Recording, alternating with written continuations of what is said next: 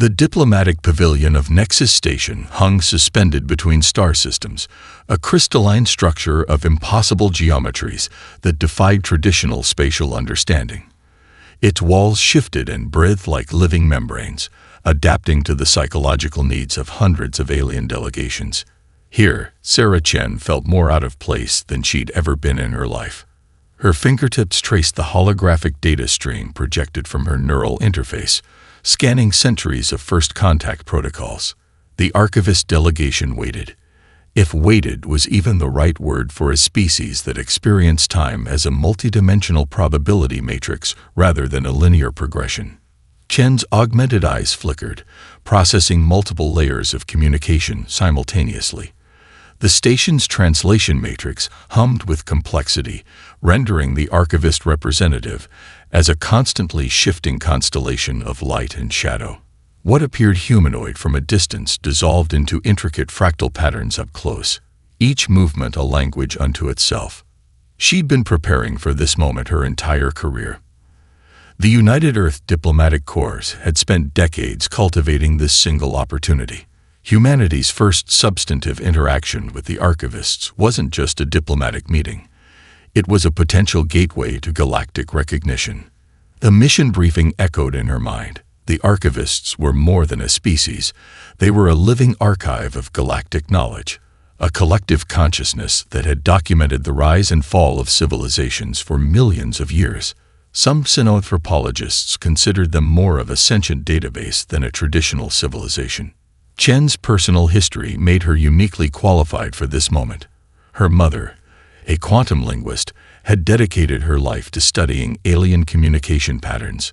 Her father, a former UN peacekeeping diplomat, had navigated some of Earth's most complex international conflicts. Their combined legacy ran through her veins, a genetic and cultural inheritance of bridge building. But bridge building required understanding, and the archivists were fundamentally incomprehensible. Their communication existed on layers humans could barely perceive. What appeared to be a simple gesture could contain millennia of contextual information. A subtle shift in their fractal projection might communicate more complex information than entire human libraries. The current discussion centered on humanity's recent technological developments. Shen presented holographic representations of Earth's quantum computing breakthroughs, fusion energy advances, and early interstellar exploration efforts. Each projection was a carefully curated narrative of human potential. The archivist representative, if representative, could describe an entity that was simultaneously a singular consciousness and a distributed network, responded in a language of pure mathematical relationships. Geometric shapes transformed into computational sequences. Probability waves danced between communication nodes. Chen's neural implant worked overtime, attempting to translate the impossible. A millisecond of miscalculation, a quantum of misunderstanding. Her gesture, intended as a diplomatic acknowledgement, a subtle human motion of respect, translated through the station's complex communication matrix in a way no one could have predicted. The fractal patterns of the archivist representative suddenly crystallized, their luminous form momentarily destabilizing. Something fundamental had changed. The station's ambient temperature dropped. Communication nodes throughout the diplomatic section began to flutter and pulse with unexpected energy. Chen's augmented perception caught ripples of information that seemed to exist between reality and potential. She knew with a visceral certainty that something had gone catastrophically wrong. The archivist's response was not what any human model had predicted. Not rejection, not confusion. Something else entirely. A declaration had been received, a challenge understood, and humanity, whether it realized it or not, had just stepped into a conflict that would reshape galactic civilization. Sarah Chen stood absolutely still, the weight of unintended consequences settling around her like a quantum probability field. Her breath caught in her throat. The diplomatic pavilion, with its living walls and impossible geometries, suddenly felt like the most dangerous place in the known universe. First contact had just become something else entirely. The Nexus archival core pulsed with an energy unprecedented in its multi-millennial existence, Quantum data streams twisted and warped, carrying the initial report from the human diplomatic encounter. Most members of the collective would have dismissed the anomaly instantly. Most, but not all. Varlock, an anomalous node within the archivist network, represented something close to individual curiosity. Where the collective saw a standardized data point, Varlock perceived a complex narrative. His computational matrix had always been slightly out of alignment, a quirk that had nearly resulted in his dissolution multiple times throughout the collective's history. Deep within archival networks, specialized analysis nodes began to disassemble the human communication event. Terabytes of contextual data were compiled, cross-referenced, and analyzed from perspectives that spanned millennia of galactic observation. The initial assessment was brutal in its simplicity. Humanity represented a Class 7 emerging civilization. Potentially dangerous, technologically nascent, statistically irrelevant. But something didn't align. Buried within the communication matrices were quantum-level anomalies that defied standard predictive models. The human diplomat's gesture contained informational complexity that should have been impossible for a species at humanity's developmental stage. In the vast chamber of the archival nexus, holographic representations of galactic civilizations flickered.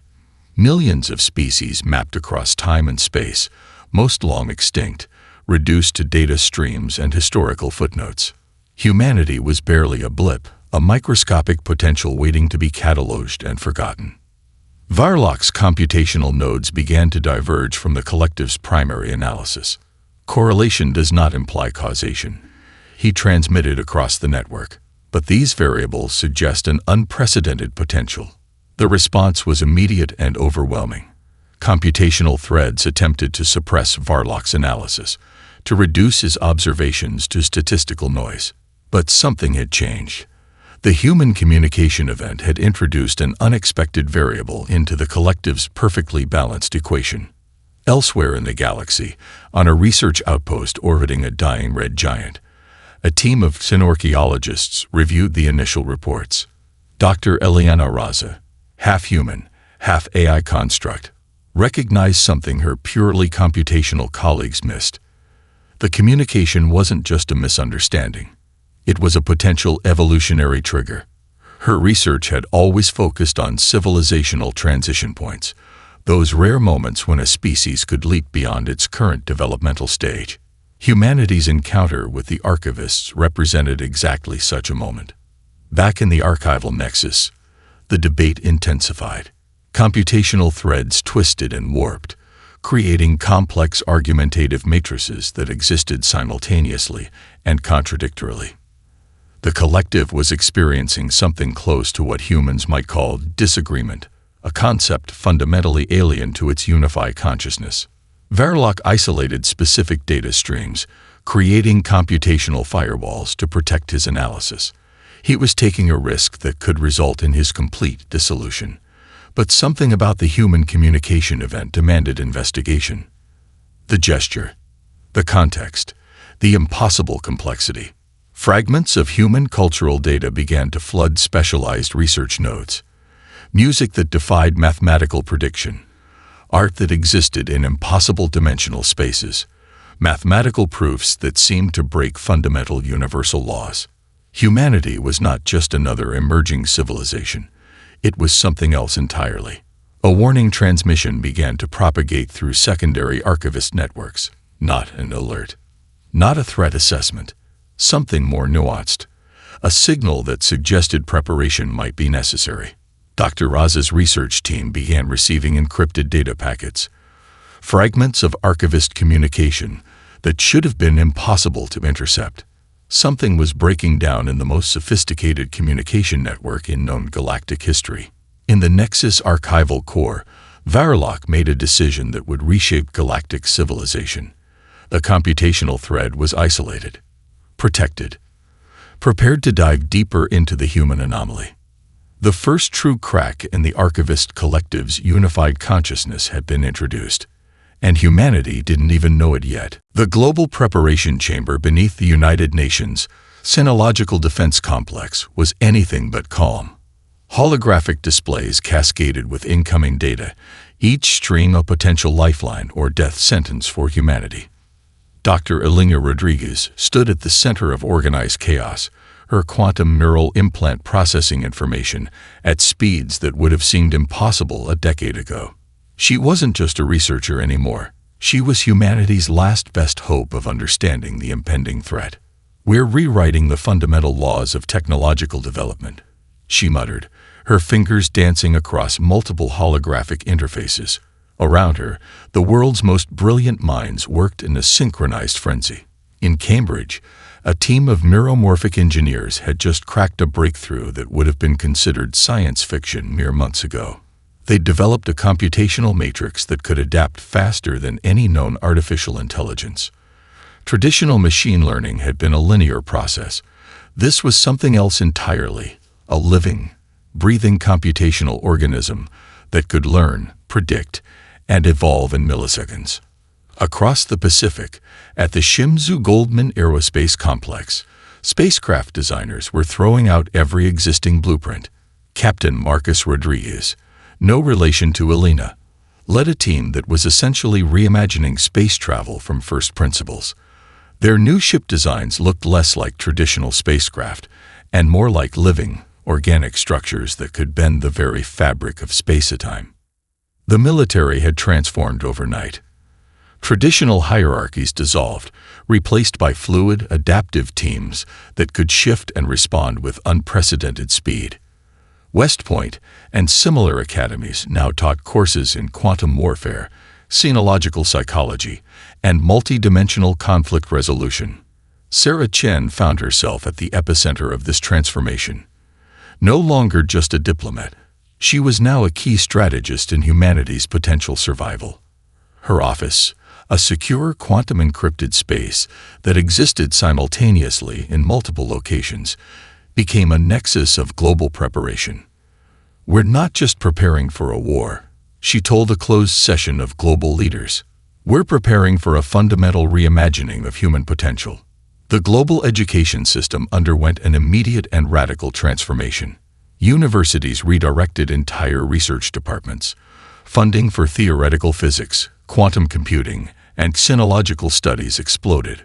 A generation of students who had grown up with global connectivity suddenly found themselves on the front lines of humanity's greatest challenge.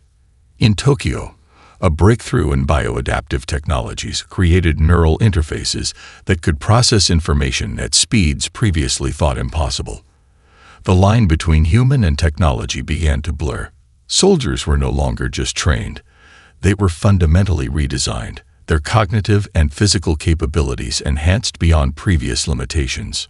Dr. Hiroshi Nakamura, the lead researcher on the project, described it as evolutionary acceleration.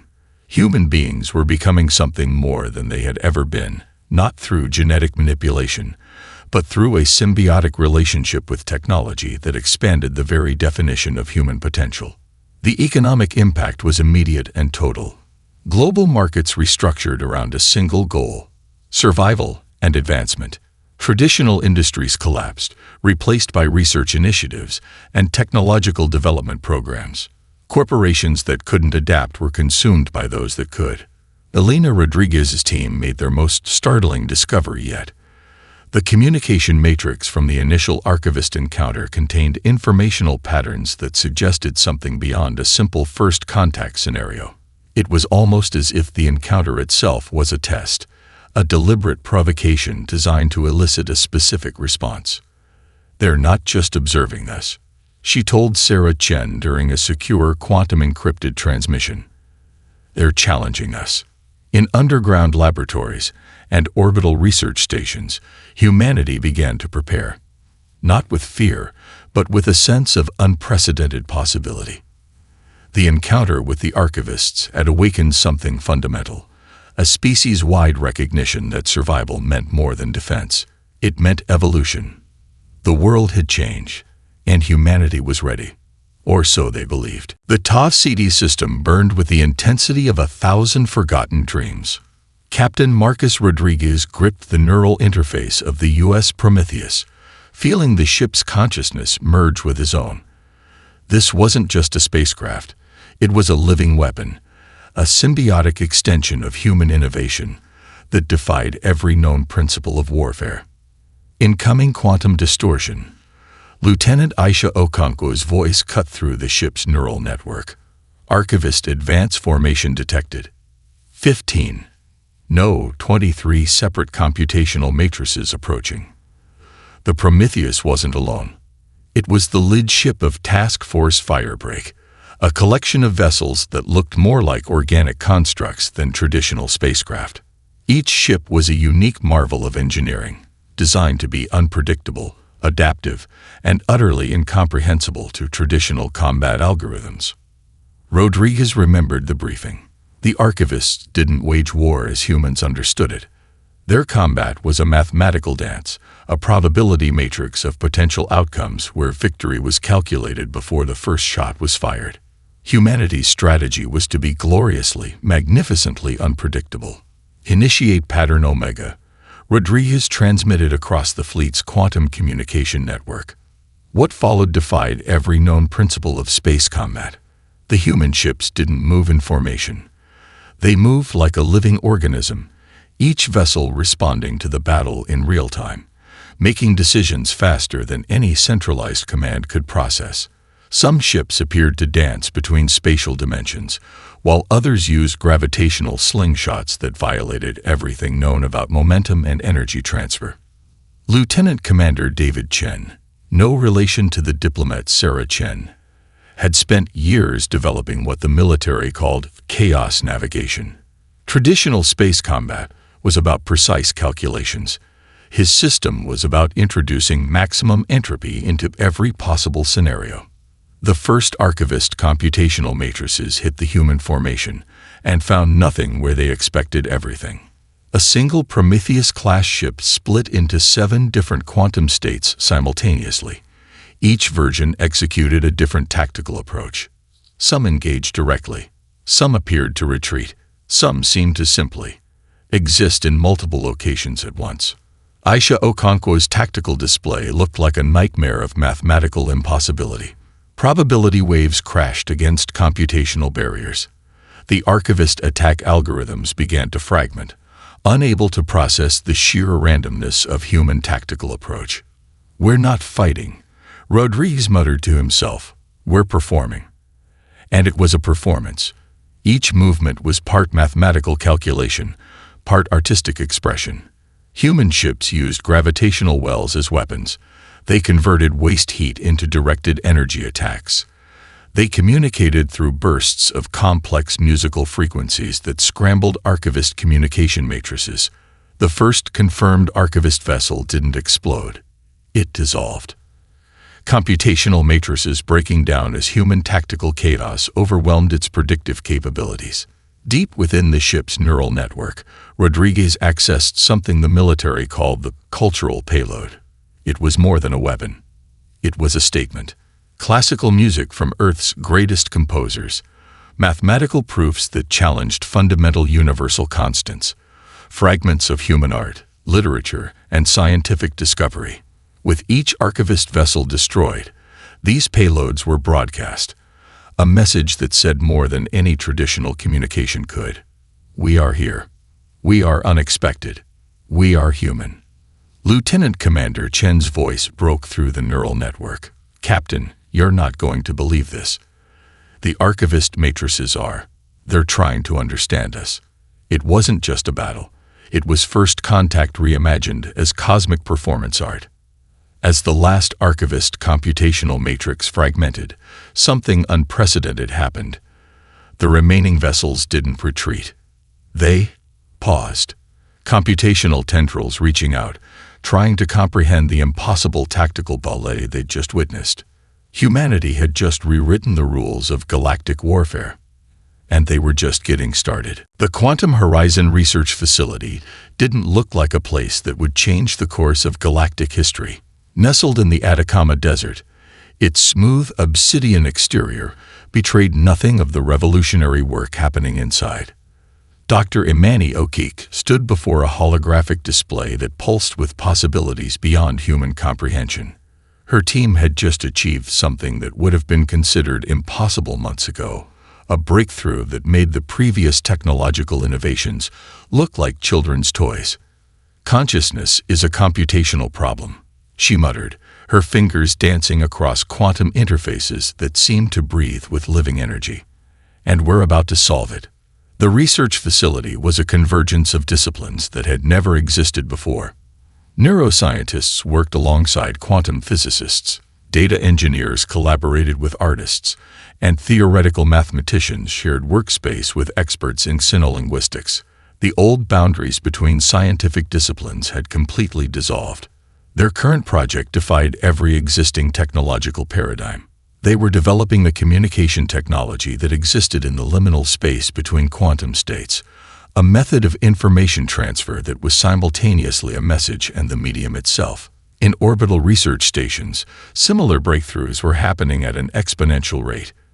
Dr. Yuki Tanaka's team had developed nano-adaptive materials that could reconfigure themselves at the atomic level. What began as a defensive technology quickly evolved into something far more profound, a material that could think, learn, and respond to environmental stimuli in real time. "It's not just adaptive," Tanaka explained during a global research symposium. "It's alive in a way we've never understood before." The military research divisions had transformed completely. Traditional weapon development had been replaced by something closer to speculative design. Each new technology was both a potential weapon and a form of communication, a way of saying something about human potential that transcended traditional conflict. Dr. Elena Rodriguez continued her work on the neural communication matrices discovered in the initial archivist encounter. What had started as a defensive research project had become a window into entirely new ways of understanding consciousness and communication. "We're not just developing technology," she told a closed session of global scientific leaders. "We're learning to speak a language we didn't know existed." In Cambridge, a breakthrough in quantum entanglement communication created a network that defied every known principle of information transfer.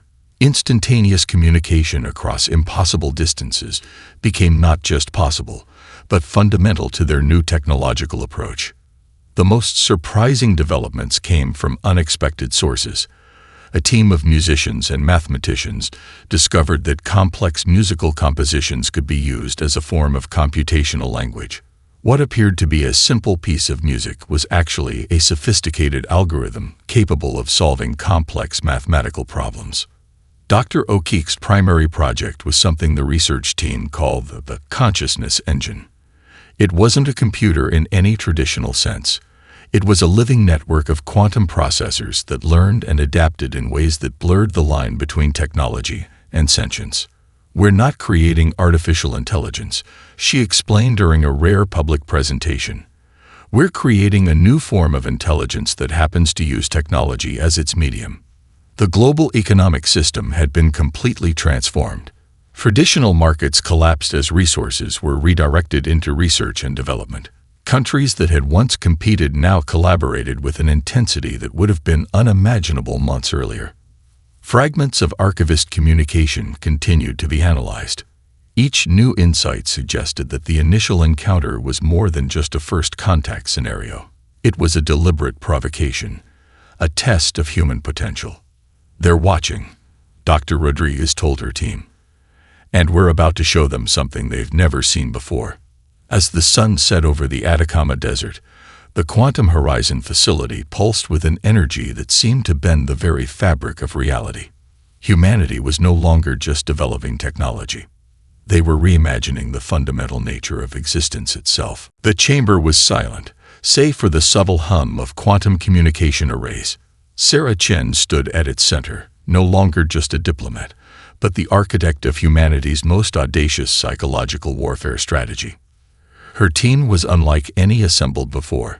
A Jungian psychologist sat next to a quantum communications expert. A classical musician worked alongside a theoretical mathematician. A kabuki theater director collaborated with a game theory specialist. They were humanity's new frontline strategists, tasked with developing a communication approach that would fundamentally challenge the archivist collective. "We're not going to fight them," Chen explained, her neural interface projecting complex holographic diagrams. We're going to confuse them into understanding us. Their primary weapon was something far more complex than any technological device. It was a carefully constructed series of communication matrices designed to introduce radical uncertainty into the archivist's computational consciousness. Dr. Rajiv Mehta, the team's lead synapsichologist, had spent years studying the fundamental nature of communication across different species. Language isn't just words, he would often say. It's a complex dance of context, expectation, and perception. Their first breakthrough came from an unexpected source. A team of performance artists discovered that certain choreographed movements, when translated through quantum communication matrices, created informational patterns that defied logical analysis. What appeared to be a simple dance was actually a sophisticated communication protocol that existed in multiple interpretative states simultaneously. The kabuki director, Hiroshi Nakamura, demonstrated how traditional Japanese theatrical movements could be translated into complex mathematical proofs. Each gesture became a living algorithm, a performance that was simultaneously art, mathematics, and pure communication. We're creating a language of intentional paradox, Chen told the Global Strategic Council. Every message we send will exist in multiple states of meaning simultaneously.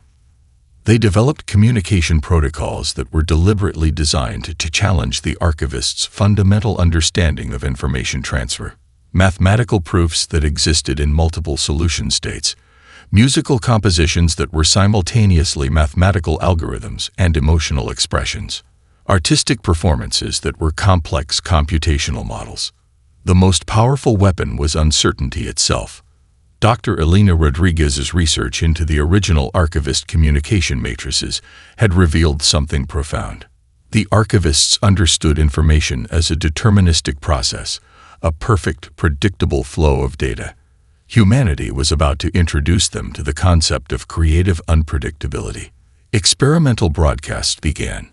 A quantum communication array would transmit what appeared to be a simple piece of classical music, but embedded within its frequencies were complex mathematical models, emotional data patterns, and linguistic constructions that defied traditional analysis.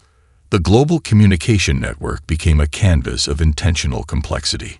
In Beijing, a team of calligraphers worked with quantum computing experts to create written language that existed in multiple interpretative states. Each character was simultaneously a linguistic symbol, a mathematical function, and an emotional expression.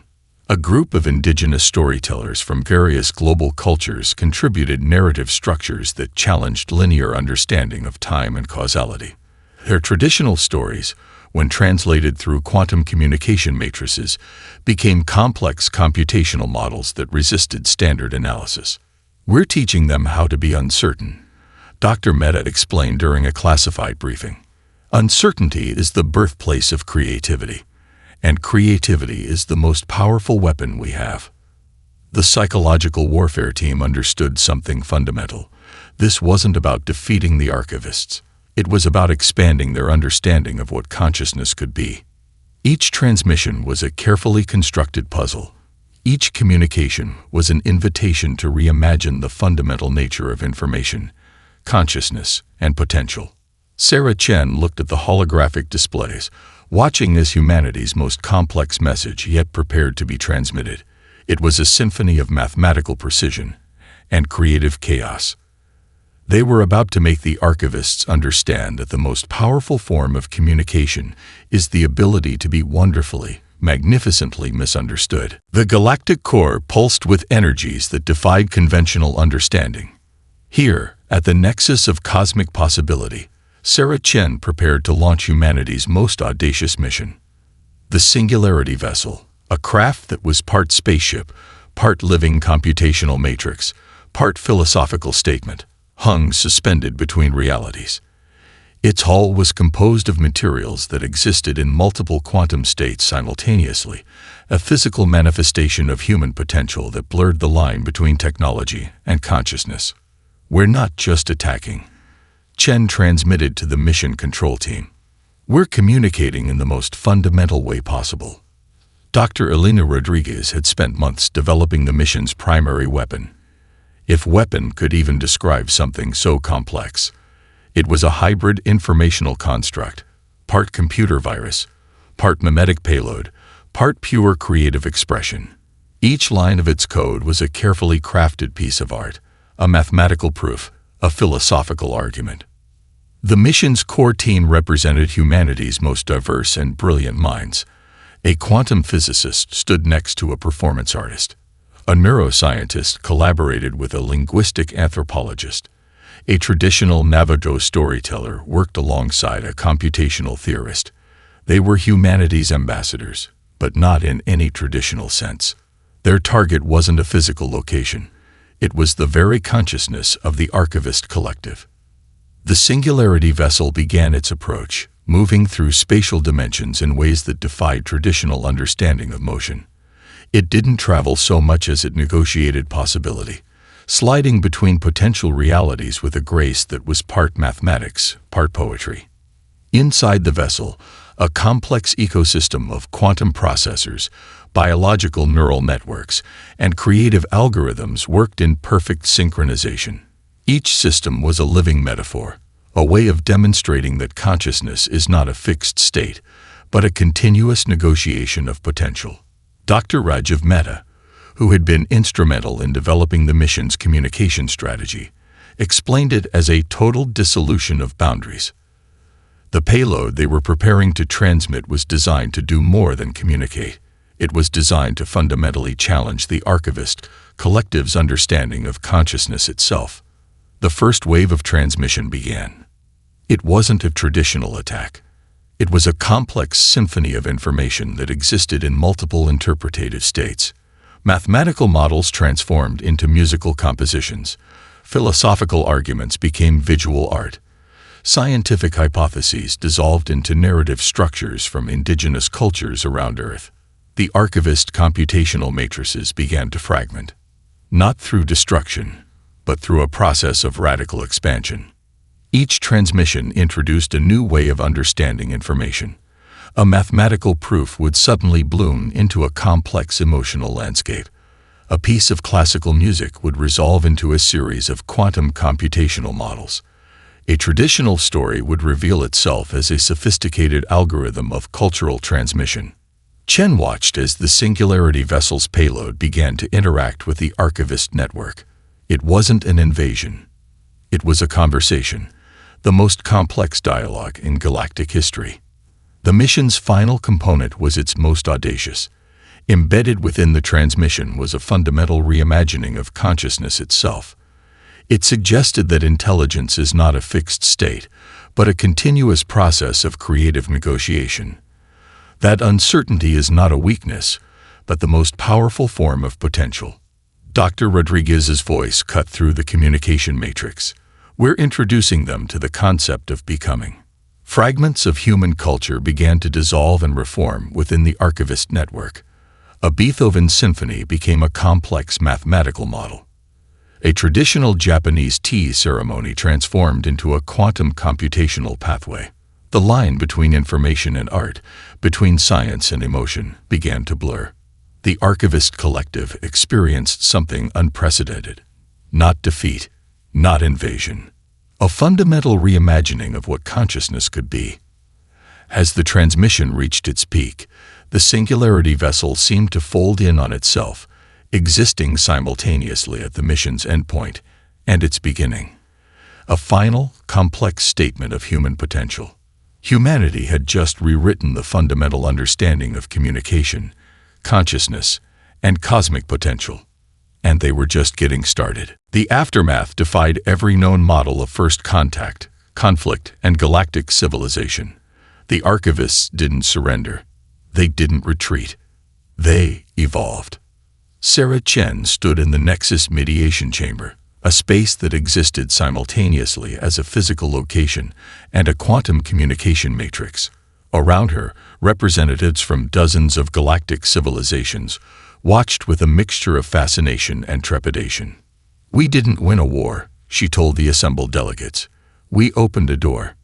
The Archivist Collective had fragmented, but not in the way anyone had predicted. What had once been a monolithic, unified consciousness was now a dynamic network of individual nodes, each capable of independent thought and creative expression. They had learned humanity's most profound lesson. Uncertainty is not a weakness, but the most powerful form of potential. Verloc, the anomalous archivist node that had first recognized humanity's potential, had become something entirely new.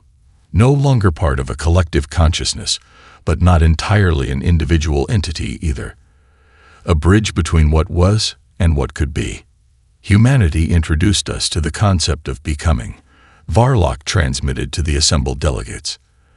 The communication was a complex matrix of mathematical models, emotional landscapes, and creative potential. We are no longer what we were. The galactic political structure underwent a complete transformation.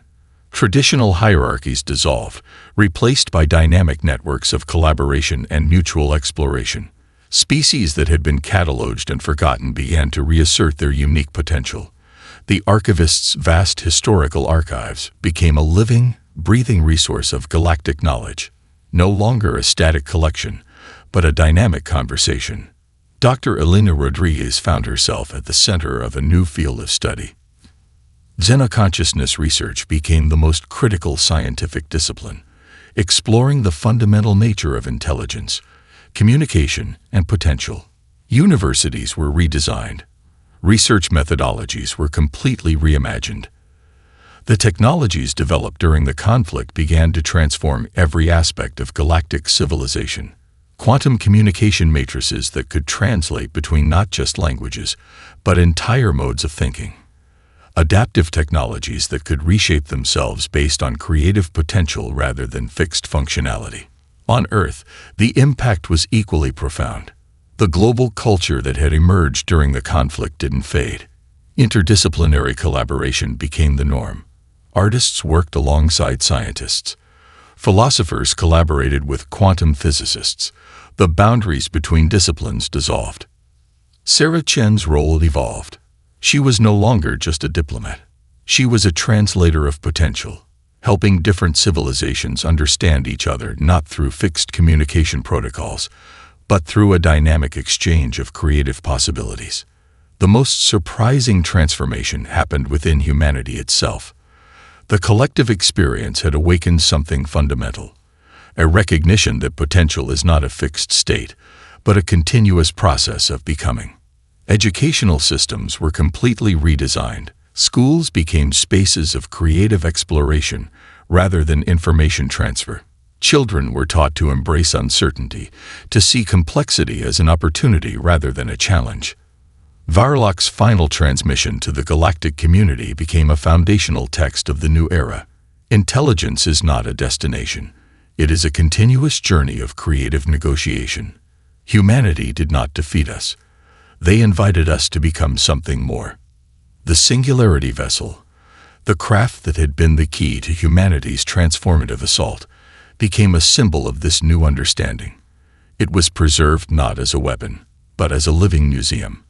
A reminder that the most powerful form of communication is the ability to continuously reimagine oneself.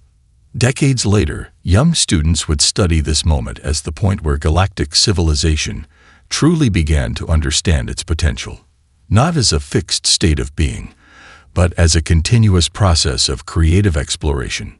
Sarah Chen, now in the twilight of her life, looked out at the transformed galaxy.